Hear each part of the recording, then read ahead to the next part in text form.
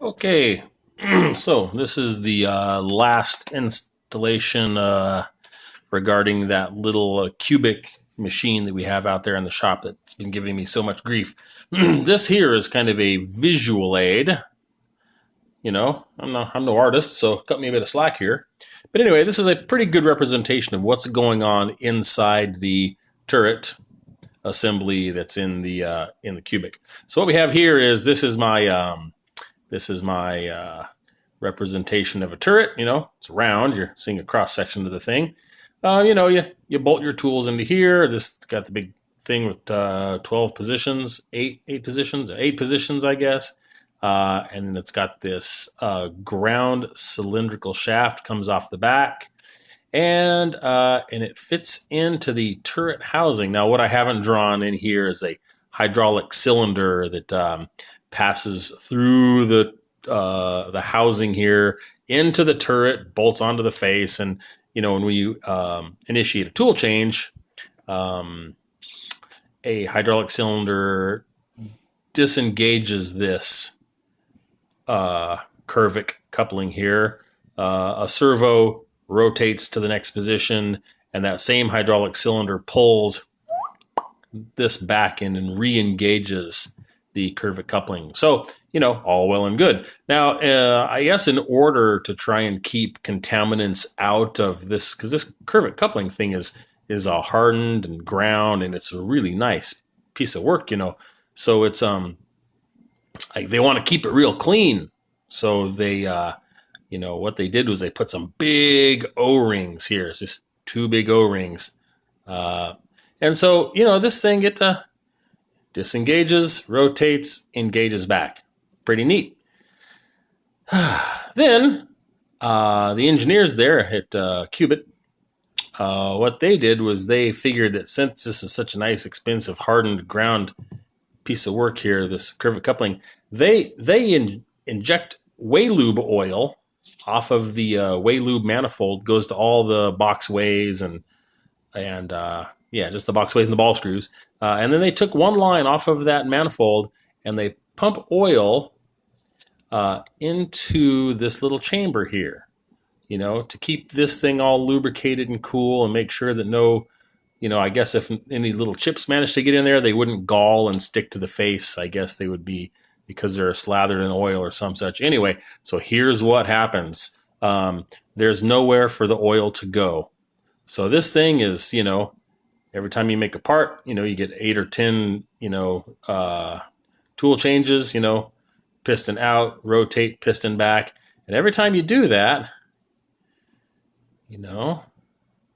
this thing disengages, rotates, re-engages.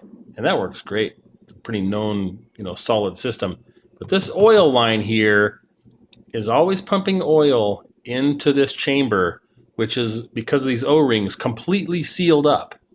And so what happens is eventually this thing fills up full of oil so much that the hydraulic cylinder that's tasked with pulling this back against the coupling, it can no longer overcome the pressure of the Waylube oil that's built up inside this thing.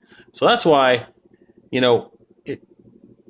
it has a little bit of play here. I could rotate the whole turret, that 20 thousandths, because it wasn't allowing the oil wasn't allowing the curvic coupling to come all the way back into its fully seated position.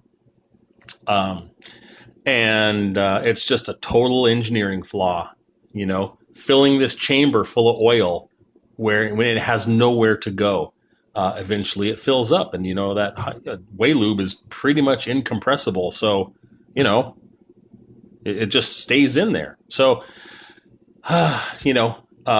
remove some bolts here, slide the turret out, set it out over there somewhere, go in here, and then I had to, with one of these little pencil die grinders from Harbor Freight, had to go, and I at a crazy angle, let me get a pencil, at some kind of crazy angle, I had to go in and drill a little hole, that kind of went in like that. And then I had to drill another hole that kind of went in like that until they intersected there. And now there's a little vent. And sure enough, I can now see this, you know, when this thing seats all the way up here, there's actually a little gap in between here and here, here and here. And so when this thing is fully seated, sure enough, I can see oil squirting out of this thing and running down.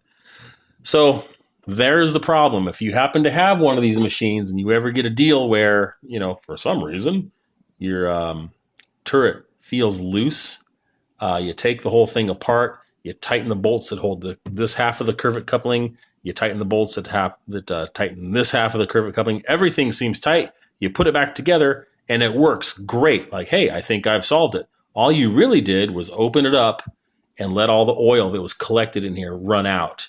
And then you put it together and you're good for, you know, for us, it was about 3 or 4 months until enough oil got squirted in here, just, you know, through the Wayluber to fill it up.